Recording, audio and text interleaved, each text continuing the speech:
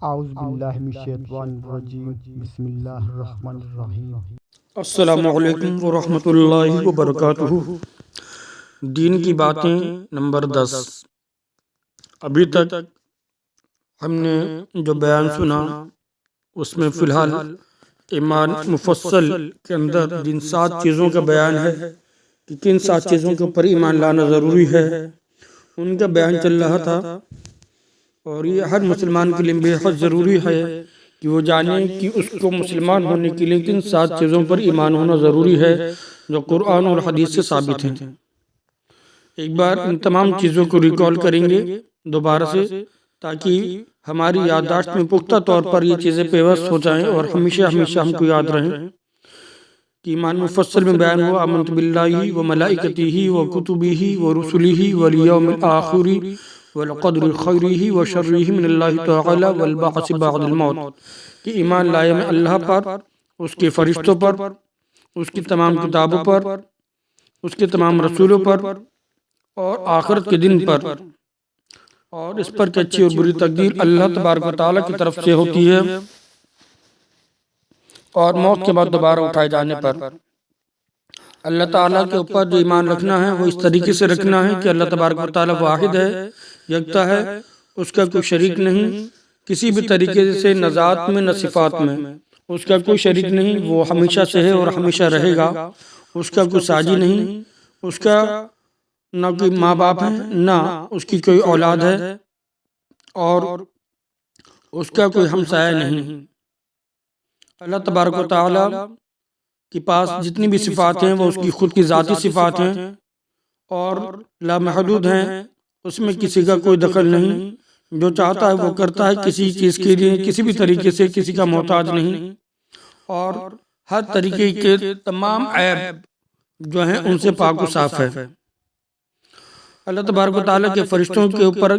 ایمان رکھنے کی اگر ہم بات کریں تو فرشتوں پر اس طریقے سے ایمان رکھنا ضروری ہے کہ فرشتے اللہ تبارک و تعالیٰ کی ایک خاص مخلوق ہیں جو نور سے پیدا کی گئی ہیں، نہ مرد ہیں نہ عورت ہیں، نہ کھاتے ہیں نہ پیتے ہیں، ان کے اندر خواہشات نفسانیہ نہیں ہوتی، اور اللہ تبارک و تعالیٰ جس کام کے اوپر ان کو مقرر فرما دیتا ہے اللہ تبارک و تعالیٰ کی نافرمانی نہیں کرتے۔ اللہ تبارک و تعالیٰ نے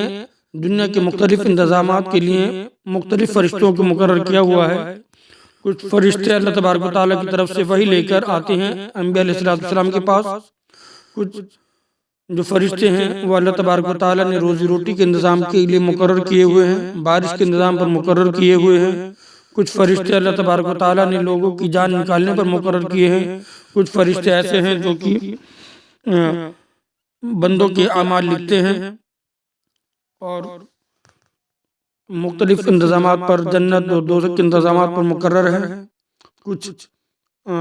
حضرت اسرافیل علیہ السلام کو اللہ تبارک و تعالیٰ نے سور پھونکنے کے لیے جو مقرر کیا ہوا ہے کہ وہ سور پھونکیں گے اور قیامت آئے گی، تو ان تمام فرشتوں کے اوپر ایمان رکھنا ضروری ہے۔ اسی طریقے سے اللہ تبارک و تعالیٰ کی تمام کتابوں کے اوپر بھی ایمان رکھنا ضروری ہے کہ اللہ تبارک و تعالیٰ نے اپنے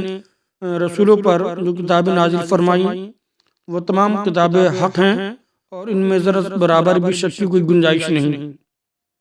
لیکن اگر اتباع کی ہم بات کریں، عمل کی اگر بات کریں، تو سب سے آخری کتاب جو نازل ہوئی قرآن شریف، اس کے اوپر ہی عمل کرنا ہے، کیونکہ باقی کتابوں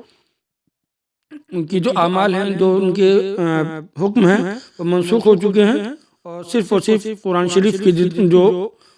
حکم ہیں، احکام ہیں، ان کے اوپر مسلمانوں کو جو ہے وہ عمل کرنا ہے۔ اسی طریقے سے اللہ تبارک و تعالیٰ کے تمام رسولوں کے اوپر بھی ایمان رکھنا ضروری ہے کہ اللہ تبارک و تعالیٰ نے حضرت آدم علیہ السلام سے لے کر حضرت محمد رسول اللہ صلی اللہ تعالیٰ علیہ وسلم تک جتنے بھی انبیاء علیہ السلام رسول اعظام بھیجے، ان تمام کے اوپر ایمان رکھنا ضروری ہے کہ تمام کے تمام انبیاء علیہ السلام برحق ہیں اور اللہ تبارک و تعالیٰ کی نافرمانی نہیں کرتے، معصوم ہوتے ہیں۔ اللہ تبارک و تعالیٰ وحی کے ذریعے جو احکام دیتا ہے وہ پورے طور پر اپنے بندوں تک پہنچا دیتے ہیں، اللہ تبارک و تعالیٰ کے بندوں تک پہنچا دیتے ہیں۔ تو رسول کے اوپر بھی اس طریقے سے ایمان رکھنا ضروری ہے، اور پھر قیامت کے دن کے اوپر ایمان رکھنا ضروری ہے کہ قیامت کا دن ایک ایسا دن ہوگا جس میں تمام چیزیں فنا ہو جائیں گی. حضرت اسرافیل علیہ السلام سور پھونکیں گے اور تمام چرند پرند تمام جتنی بھی زندہ چیزیں سب مردار ہو جائیں گی. آسمان ٹوٹ پھوٹ جائیں گے، ستارے ٹوٹ جائیں گے، چاند ستارے سب برباد ہو جائیں گے. زمین کے جو پہاڑ ہیں وہ روح کی گولوں کے طریقے سے، گالوں کے طریقے سے اڑتے ہوئے نظر آئیں گے. یعنی ہر ایک چیز فنا ہو جائے گی، یہاں تک کہ حضرت اسرافیل علیہ السلام بھی فنا ہو جائیں گے اور ان کا سور بھی فنا ہو جائے گا. اس کے بعد اللہ تبارک و تعالیٰ اپنی قدرت سے حضرت اسرافیل علیہ السلام کو زندہ فرمائے گا، ان کے سور کو زندہ فرمائے گا. وہ دوبارہ سے سور پھونکیں گے تو تمام چیزیں جو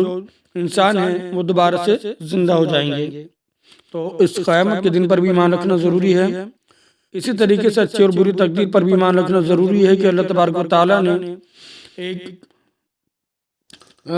اللہ تبارک و تعالیٰ کو یہ سب چیزیں پتہ ہے کہ کون سا بندہ کیا عمل کرے گا. تو اللہ تبارک و تعالیٰ کسی اندازے کو قسمت کہتے ہیں کہ اللہ تبارک و تعالیٰ نے تمام چیزوں کو لکھ دیا ہے پہلے ہی کہ جو بچہ پیدا ہوگا وہ کب پیدا ہوگا، کس طریقے سے پیدا ہوگا، کہاں پر پیدا ہوگا، کتنے دن دنیا میں رہے گا، کس کس مراحل سے وہ گزرے گا، اس کے ساتھ کیا کیا چیزیں ہوں گی. وہ تمام چیزیں اللہ تبارک و تعالیٰ کو پہلے سے ہی پتہ ہے. اللہ تبارک و تعالیٰ نے ان چیزوں کو لکھ دیا ہے، وہی چیزیں وہ قسمت کہلاتی ہے. اللہ تبارک و تعالیٰ نے بندوں کو کھلا چھوڑا ہوا ہے کہ وہ جو چاہیں وہ کر سکتے ہیں، اور اللہ تبارک و تعالیٰ اس چیز کو جانتا ہے کہ اس کا کون سا بندہ کیا عمل کرے گا، کس طریقے سے عمل کرے گا، تو اسی کو قسمت کہتے ہیں. تو اس کے اوپر بھی ایمان رکھنا ضروری ہے. اس کے بعد موت کے بعد دوبارہ اٹھائے جانے پر کہ جب تمام لوگ فنا ہو جائیں گے، مر جائیں گے، تو اس کے بعد جب اسرافیل علیہ السلام سور پھونکیں گے تو دوبارہ سے زندگی ملے گی. اور وہ زندگی ایسی ہوگی کہ کبھی ختم نہ ہونے والی زندگی ہوگی. جن لوگوں نے نیک اعمال کیے ہوں گے اور ایمان کے اوپر خاتمہ ہوا ہوگا، اللہ تبارک و تعالیٰ